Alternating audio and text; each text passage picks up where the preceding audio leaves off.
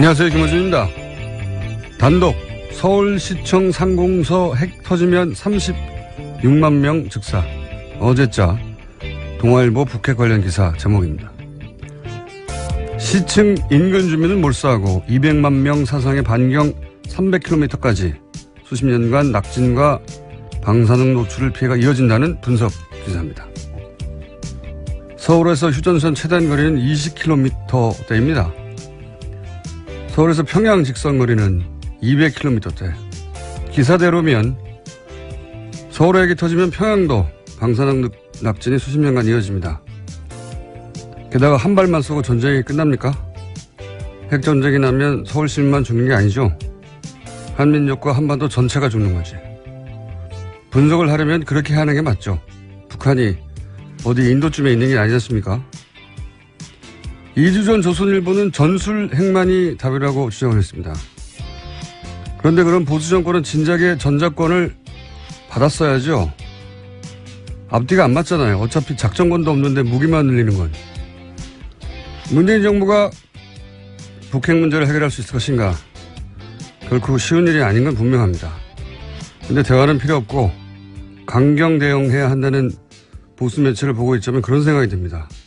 그래서 전쟁을 하자는 건가?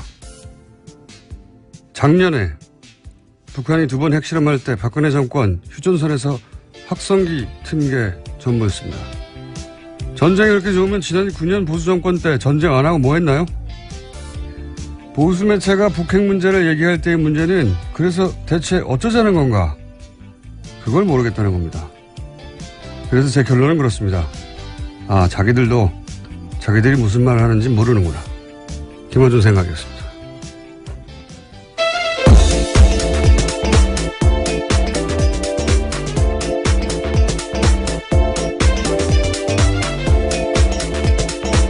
시사인의 김은지입니다. 북한 뉴스가 아주 그냥 폭탄처럼 쏟아지고 있어요. 네, 핵실험이 워낙 큰 뉴스라서요. 근데 핵실험은 많이 했어요. 6차례 했습니다. 작년에 2번 있었다는 게 전혀 기억이 안 나잖아요. 작년엔 2번이나 있었습니다. 그때 이제 초강경 대응을 얘기하고 확성기를 틀었죠. 정말로 확성기를 튼 게 전부였어요. 초강경 대응 얘기하면서. 예. 아니, 그러니까 저는 그게 이해가 안 가는 거죠. 예. 그렇게 전쟁을 좋아하면 전쟁하지 그랬냐고, 9년 동안.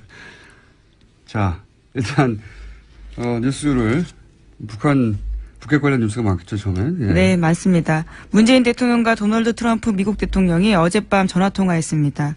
북한의 6차 핵실험에 대한 대응 방안을 논의한 건데요. 한국의 미사일 탄두 중량 제한을 해제하기로 합의했습니다. 문 대통령은 한미 미사일 지침상 탄두 중량을 전면 해제하기로 합의했다는 사실을 발표할 수 있다면 북한의 아주 강력한 응징 메시지가 될 것이다 라고 말했고요. 이에 대해서 트럼프 대통령이 승낙의 뜻을 밝혔다고 합니다.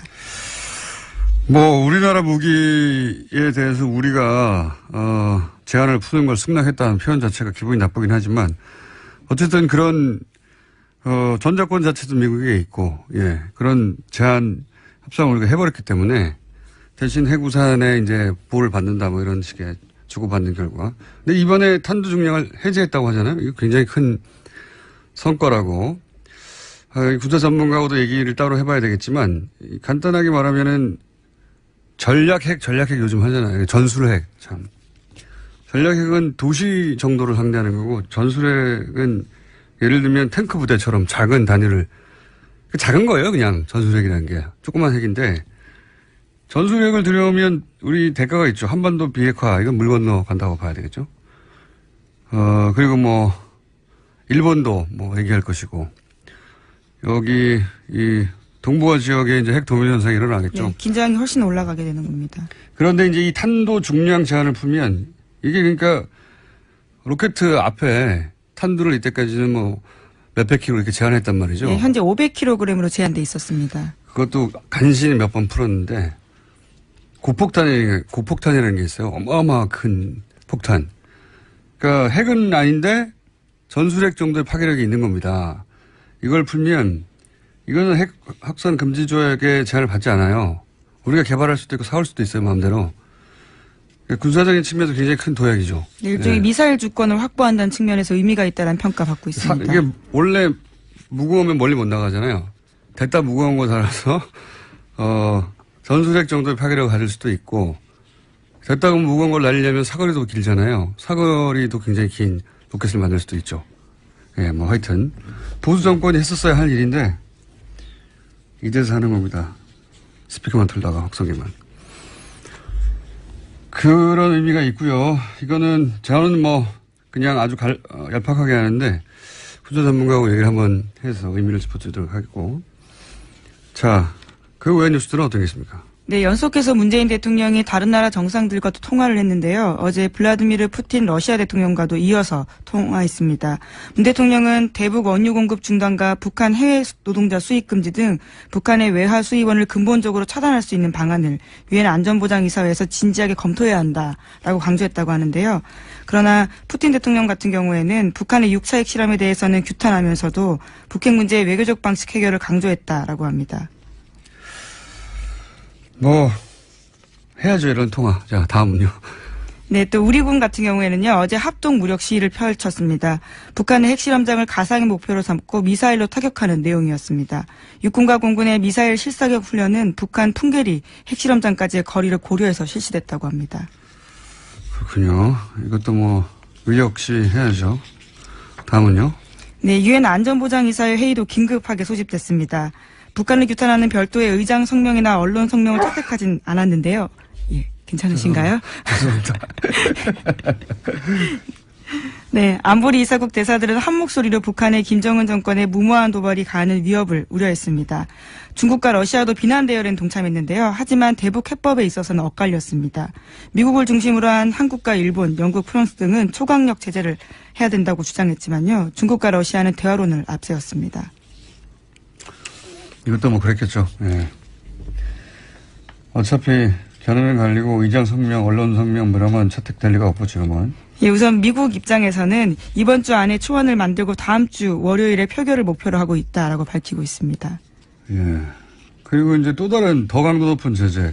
북한과 교역하는 모든 국가와 단절하겠다. 예, 거래를 중단하겠다라는 방안을 검토하는 중이라고 트럼프 대통령이 밝힌 바 있습니다. 예, 그것도 트위터도 했는데, 예, 이건 말도 안 되는 거죠. 뭐 당장 미국에서 말도 안 된다. 그거는 북한이 아니라 미국이 망한다고. 예. 네, 제임스. 왜냐하면 예를 들어서 중국이 북한과 가장 큰 교육국가인데 중국과 모든 교육을 끊으면 미국이 망해요. 지금은. 예, 사실상 중국을 겨냥한 조치라는 해석이 나오는데요. 북한의 대무역의 90%가 중국과 이루어지기 때문입니다. 네, 어쨌든 뭐 실현 가능성 없는 뻥을 너무 많이 치고 있습니다. 트럼프 대통령이 블러핑이라고 하죠. 하여튼 그런 얘기도 나오자 뭐 미국 언론들도 쏟아졌어요. 트럼프 대통령이 말이 안 된다는 기사가. 예, 그 전날 한국에 대해서 비판한 트위트.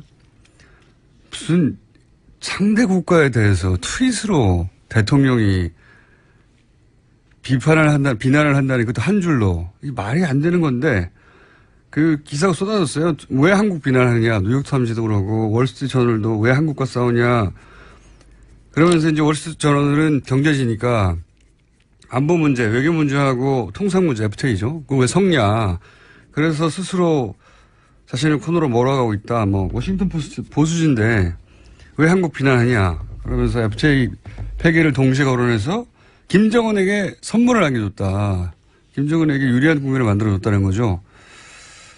민주당 간사나 뭐 공화당 상원의원들도 왜 지금 분열하는 모습을 동맹과 그런 이야기. 한미 FTA 폐기하면 동맹 복구 안 된다. 이건 공화당에서 하는 얘기예요. 우리가 하는 얘기가 아니라.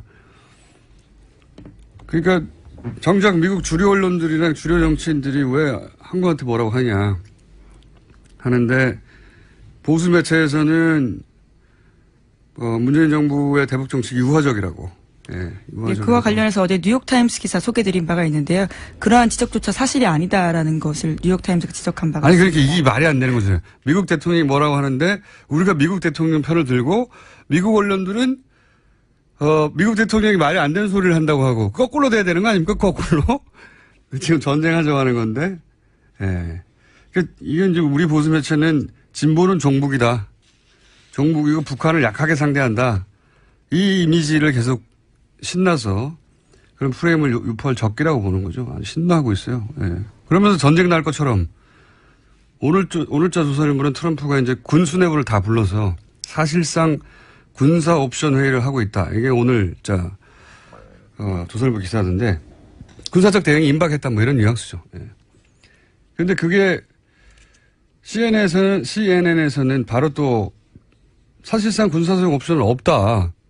그러면서 미국의 군사 전문가들이 나와서 지금 그렇다면 미국이 뭐 전력을 준비하고 있냐? 아니 그런 거 없다. 전혀 안 움직이고 있고. 그리고 선제 타격 얘기하는데 그거는 예방 전쟁이 아니고 핵전쟁 나는 거다. 그냥 이거 우리 언론이 해야 될 분석인데 거꾸로 하고 있어요. 계속. 예. 미국이 어떤 제스처를 취하면 이건 의미가 이렇고 실제로 군사적 옵션 전쟁은 안 나고 이런 분석을 우리가 하고 미국은 이제 뻥튀기를 해야 되는 건데 우리가 뻥튀기를 하고 그대로 막 미국 언론들은 그게 안 된다고 바로잡고 있습니다. 진보는 종북이라는 프레임을 오랫동안 써왔는데 또 하는 거죠. 그러면서 우리나라 대통령이 미국 대통령 말을 안 들어가지고 이제 큰일 났다. 이렇게 보도하는 게 지금 보수 매체입니다. 바보 아니면 나쁜 사람들이죠. 자, 또 있습니까? 이 와중에 좀 눈에 띄는 보도가 있는데요. 지난 5월 달에 노르웨이 오슬로에서 열린 북미 비공개 접촉이 있었다라는 중앙일보 보도입니다. 북한이 대북 적대시 정책을 포기하면 핵실험을 중단할 수 있다라는 입장을 전달했다라는 건데요. 정부 고위 당국자의 발언을 인용한 기사입니다.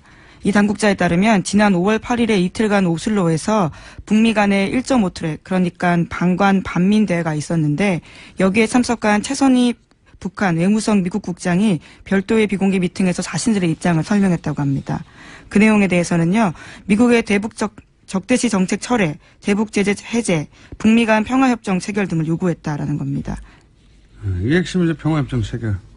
지금은 6.25 때 정전협정을 했거든요. 전쟁이 끝난 게 아니고 기술적으로는 계속 이어지고 있는 잠시 쉬는 거죠. 근데 무슨 70년간 이어지는 정전이 어디 있습니까? 평화협정 체결을 해야 하는데 이제 북한은 자기들하고 상대할 수준을 넘어서는 어마어마한 크기의 미국에 대해서 이제 거꾸로 생각해 보세요. 미국이 우리한테 핵무기를 겨누고 있다. 무섭잖아요. 기본적으로 그런 공포감이 북한한테 실제로 있고 그래서 이제 전쟁이 끝났다는 평화협정 체결을 하자는 게 요구사항이 오랫동안 아주 오랫동안 그러면은 이제 핵실험 안 하겠다고. 핵실험과 미사일 발사 시험 중단하겠다는 뜻을 밝혔다라고 하는데요. 또 이 회의 마치고 돌아가는 길에도 중국 베이징에서 트럼프 정권과 여건이 되면 대화할 것이다라는 말도 남겼다고 합니다. 북한이 대화 제안을 한 거예요. 그리고 트럼프 정부에서도 대화를 곧 있을 것만 같다는 식의 트럼프 대통령 발언을 몇 번 있었죠. 저는 이제 이 보수 매체 얘기 나왔길래 마무리를 해보자면. 진보 진영은 간단해요. 전쟁 안 된다? 대화로 해야 된다. 문재인 정부는 그 대화는 힘을 바탕으로 해야 한다. 간단합니다. 로직이. 이거예요. 그 해법이 굉장히 어려울 수 있죠. 어려울 수 있는데, 그래서 동의하지 않을 수도 있습니다. 그런데, 대화가 소용없다고 하는 이 보수 매체나 보수 진영의 주장을 듣고 있으면, 그거 뭐 어떻게 하자는 건지가 없어요. 어떻게 하자는 거죠?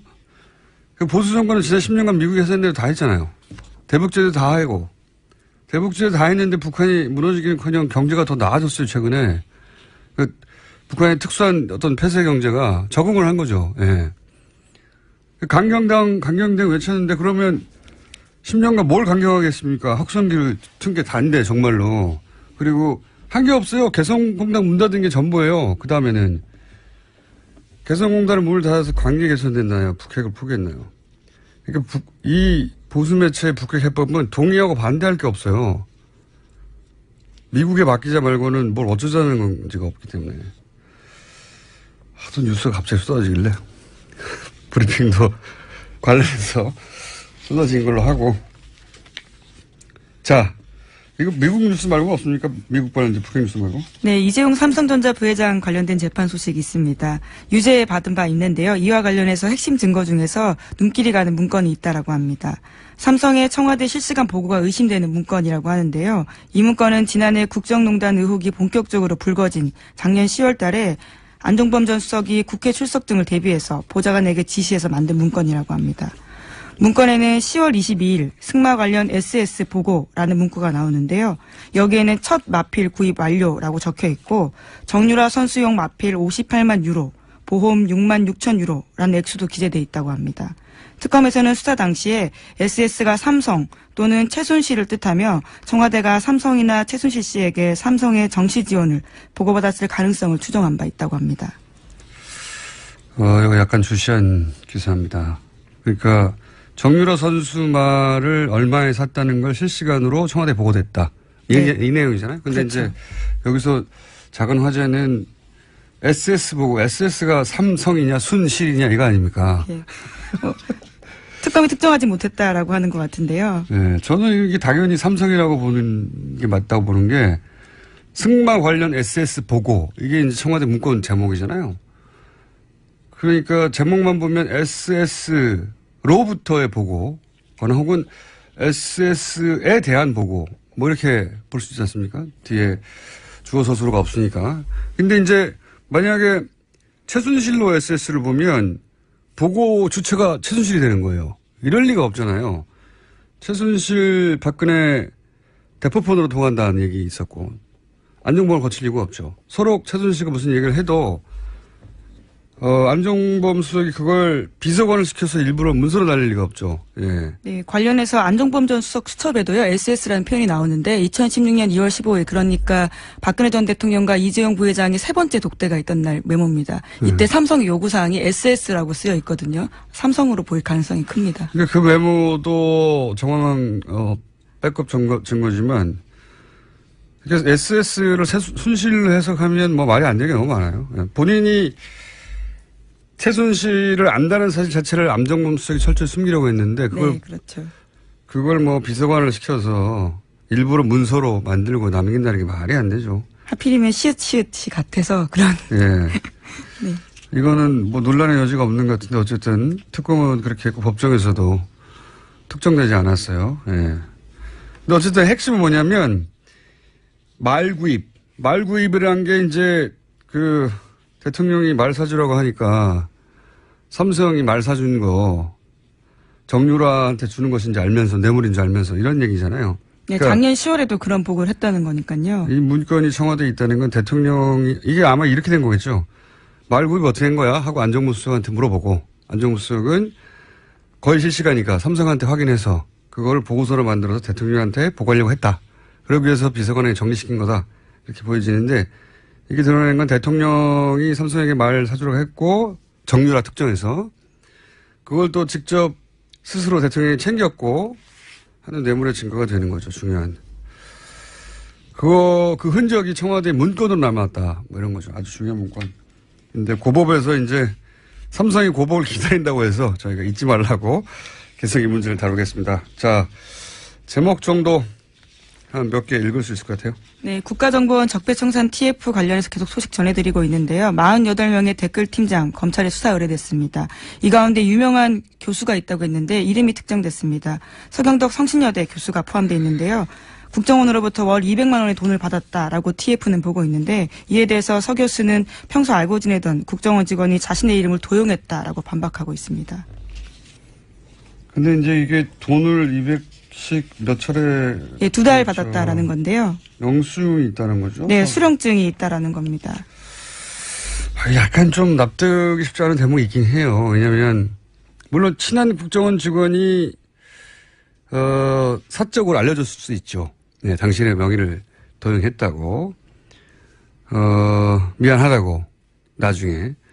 근데 이제 납득이 쉽지 않은 대목은 단순히 이름만 도용했으면 모르겠는데 이거는 그럼 실적 때문에 단순 허위 보고가 된 거죠. 그것도 뭐 징계 대상이긴 하겠지만 영수증이거든요. 돈이 사라졌, 횡령이 되는 거거든요. 돈이 결부되고 횡령이 되면 이건 훨씬 더 높은 수준의 처벌, 뭐 퇴직이나 처벌 대상이 될 수 있는데 근데 이제 알려줬다는 건 서 교수를 통해서 공개될 수 있다는 거를 서 교수는 당연히 공개할 수밖에 없죠. 자기 명예를 위해서 실제로 이런 일이 일어났다면 실제로 국정원 직원이 내가 그렇게 명예를 도용했다고 알려주면 그게 공개될 수밖에 없단 말이죠. 근데 이게 어떤 위험이 있냐면 그러면 국정원 직원 내부 조사 때 거짓말을 하게 됩니다. 그렇죠? 근데 그 거짓말한 게 국정원 내부에서 밝혀지고 덮인 게 아니라 언론을 통해서 국정원 자체 조사가 부실했다.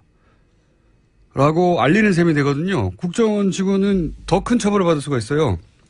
거짓말도 했고 그걸 밖에다 드러냄으로 해서 또다시 국정원이 피해를 입게 만드는 사적으로 미안했을 수는 있는데 자기가 이중의 처벌을 초래하는 방식으로 이걸 했다는 게 전 납득이 잘 안 가는 게 바로 잡을 시간은 충분히 했거든요. 그 안에서 내가 이렇게 했고 저렇게 했고 뭐 어차피 검찰 조사가 있을 예정이니까 누군가는 손을 들고 내가 돈을 먹었다고 해야 되거나 내가 사인을 대신했다고 해야 나와야 되잖아요.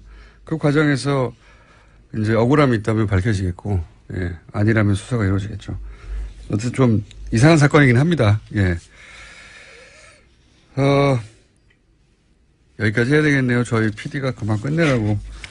오늘 지금 컨디션이 좀 좋은데 제가 막 말 잘 나오는데 예. 이럴 땐 브리핑 길게 해야 되거든요.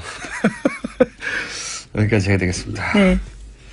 시사인의 김은지였습니다. 감사합니다. 될 것이다 라고 말했고요. 이에 대해서 트럼프 대통령이 승낙의 뜻을 밝혔다고 합니다.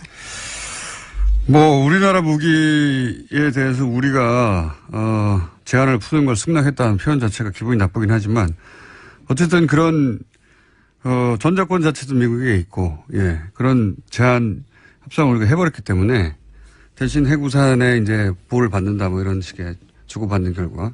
근데 이번에 탄두 중량을 해제했다고 하잖아요. 이거 굉장히 큰 성과라고. 군사 전문가하고도 얘기를 따로 해봐야 되겠지만 간단하게 말하면은 전략핵 요즘 하잖아요. 전술핵 참. 전략핵은 도시 정도를 상대하는 거고 전술핵은 예를 들면 탱크 부대처럼 작은 단위를 작은 거예요. 그냥 전술핵이라는 게 조그만 핵인데 전술핵을 들여오면 우리 대가가 있죠. 한반도 비핵화 이건 물 건너 간다고 봐야 되겠죠. 그리고 뭐 일본도 뭐 얘기할 것이고 여기 이 동북아 지역에 이제 핵 도밀 현상이 일어나겠죠. 네, 긴장이 훨씬 올라가게 되는 겁니다. 그런데 이제 이 탄도 중량 제한을 풀면 이게 그러니까 로켓 앞에 탄두를 이때까지는 뭐 몇백 킬로 이렇게 제한했단 말이죠. 네, 현재 500kg으로 제한돼 있었습니다. 그것도 간신히 몇 번 풀었는데 고폭탄이라는 게 있어요. 어마어마한 큰 폭탄.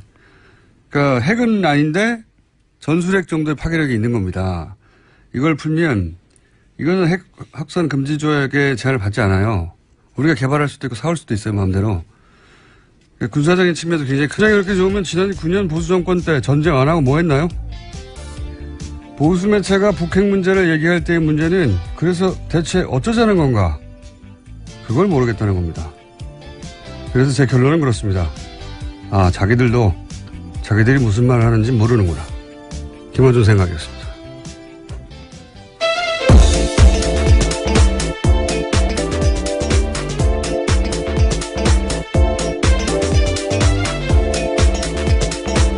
시사인의 김은지입니다.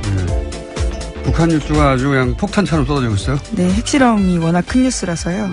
근데 핵실험은 많이 했어요. 6차례 했습니다. 작년에 2번 있었다는 게 전혀 기억이 안 나잖아요. 작년엔 2번이나 있었습니다. 그때 이제 초강경 대응을 얘기하고 확성기를 틀었죠. 정말로 확성기를 튼 게 전부였어요. 초강경 대응 얘기하면서. 예.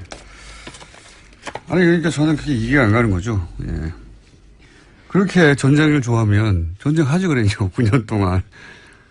자 일단 뉴스를 북핵 관련 뉴스가 많겠죠. 처음엔. 예. 네, 많습니다. 문재인 대통령과 도널드 트럼프 미국 대통령이 어젯밤 전화통화했습니다. 북한의 6차 핵실험에 대한 대응 방안을 논의한 건데요. 한국의 미사일 탄두 중량 제한을 해제하기로 합의했습니다. 문 대통령은 한미 미사일 지침상 탄두 중량을 전면 해제하기로 합의했다는 사실을 발표할 수 있다면 북한의 아주 강력한 응징 메시지가 도약이죠. 일종의 미사일 주권을 확보한다는 측면에서 의미가 있다는 평가받고 있습니다. 이게 원래 무거우면 멀리 못 나가잖아요. 됐다 무거운 거 달아서 전술핵 정도의 파괴력을 가질 수도 있고 됐다고 무거운 걸 날리려면 사거리도 길잖아요. 사거리도 굉장히 긴 로켓을 만들 수도 있죠. 예, 뭐 하여튼 보수 정권이 했었어야 할 일인데 이제서 하는 겁니다. 스피커만 틀다가 확성기만. 그런 의미가 있고요. 이거는 저는 뭐 그냥 아주 얄팍하게 하는데 후조 전문가하고 얘기를 한번 해서 의미를 짚어주도록 하겠고. 자, 그 외의 뉴스들은 어떤 게 있습니까? 네, 연속해서 문재인 대통령이 다른 나라 정상들과도 통화를 했는데요. 어제 블라디미르 푸틴 러시아 대통령과도 이어서 통화했습니다. 문 대통령은 대북 원유 공급 중단과 북한 해외 노동자 수입 금지 등 북한의 외화 수입원을 근본적으로 차단할 수 있는 방안을 유엔 안전보장이사회에서 진지하게 검토해야 한다라고 강조했다고 하는데요. 그러나 푸틴 대통령 같은 경우에는 북한의 6차 핵실험에 대해서는 규탄하면서도 북핵 문제의 외교적 방식 해결을 강조했다라고 합니다. 뭐 해야죠, 이런 통화. 자, 다음은요. 네, 또 우리군 같은 경우에는요, 어제 합동 무력 시위를 펼쳤습니다. 북한의 핵실험장을 가상의 목표로 삼고 미사일로 타격하는 내용이었습니다. 육군과 공군의 미사일 실사격 훈련은 북한 풍계리 핵실험장까지의 거리를 고려해서 실시됐다고 합니다. 그렇군요. 이것도 뭐 의욕 시 해야죠. 다음은요. 네, 유엔 안전보장이사회 회의도 긴급하게 소집됐습니다. 북한을 규탄하는 별도의 의장 성명이나 언론 성명을 채택하진 않았는데요. 예, 괜찮으신가요? 죄송합니다. 네, 안보리 이사국 대사들은 한 목소리로 북한의 김정은 정권의 무모한 도발이 가하는 위협을 우려했습니다. 중국과 러시아도 비난 대열엔 동참했는데요. 하지만 대북 해법에 있어서는 엇갈렸습니다. 미국을 중심으로 한 한국과 일본, 영국, 프랑스 등은 초강력 제재를 해야 된다고 주장했지만요. 중국과 러시아는 대화론을 앞세웠습니다. 이것도 뭐 그랬겠죠. 예. 어차피 견해는 갈리고 의장 성명, 언론 성명 뭐 이런 건 채택될 리가 없고 지금은. 예, 우선 미국 입장에서는 이번 주 안에 초안을 만들고 다음 주 월요일에 표결을 목표로 하고 있다라고 밝히고 있습니다. 예. 그리고 이제 또 다른 더 강도 높은 제재. 북한과 교역하는 모든 국가와 단절하겠다. 예, 거래를 중단하겠다라는 방안을 검토하는 중이라고 트럼프 대통령이 밝힌 바 있습니다. 예, 그것도 트위터도 했는데, 예, 이건 말도 안 되는 거죠. 뭐 당장 미국에서 말도 안 된다. 그거는 북한이 아니라 미국이 망한다고. 예. 네, 제임스. 왜냐하면 예를 들어서 중국이 북한과 가장 큰 교육국가인데 중국과 모든 교역을 끊으면 미국이 망해요. 지금은. 예, 사실상 중국을 겨냥한 조치라는 해석이 나오는데요. 북한의 대무역의 90%가 중국과 이루어지기 때문입니다. 네, 어쨌든 뭐 실현 가능성 없는 뻥을 너무 많이 치고 있습니다. 트럼프 대통령이 블러핑이라고 하죠. 자, 하여튼 그런 얘기도 나오자 뭐 미국 언론들도 쏟아졌어요. 트럼프 대통령이 말이 안 된다는 기사가. 예, 그 전날 한국에 대해서 비판한 트위트. 안녕하세요. 김호준입니다. 단독 서울시청 상공서 핵 터지면 36만 명 즉사. 어제자 동아일보 북핵 관련 기사 제목입니다. 시층 인근 주민은 몰수하고 200만 명 사상의 반경 300km까지 수십 년간 낙진과 방사능 노출을 피해가 이어진다는 분석 기사입니다. 서울에서 휴전선 최단 거리는 20km대입니다. 서울에서 평양 직선 거리는 200km대. 기사대로면 서울에 핵이 터지면 평양도 방사능 낙진이 수십 년간 이어집니다. 게다가 한 발만 쏘고 전쟁이 끝납니까? 핵전쟁이 나면 서울 시민만 죽는 게 아니죠. 한민족과 한반도 전체가 죽는 거지. 분석을 하려면 그렇게 하는 게 맞죠. 북한이 어디 인도쯤에 있는 게 아니지 않습니까? 2주 전 조선일보는 전술 핵만이 답이라고 주장을 했습니다. 그런데 그럼 보수 정권은 진작에 전작권을 받았어야죠. 앞뒤가 안 맞잖아요. 어차피 작전권도 없는데 무기만 늘리는 건. 문재인 정부가 북핵 문제를 해결할 수 있을 것인가? 결코 쉬운 일이 아닌 건 분명합니다. 근데 대화는 필요 없고 강경 대응해야 한다는 보수 매체를 보고 있자면 그런 생각이 듭니다. 그래서 전쟁을 하자는 건가? 작년에 북한이 두 번 핵실험할 때 박근혜 정권 휴전선에서 확성기 틈개 전무했습니다.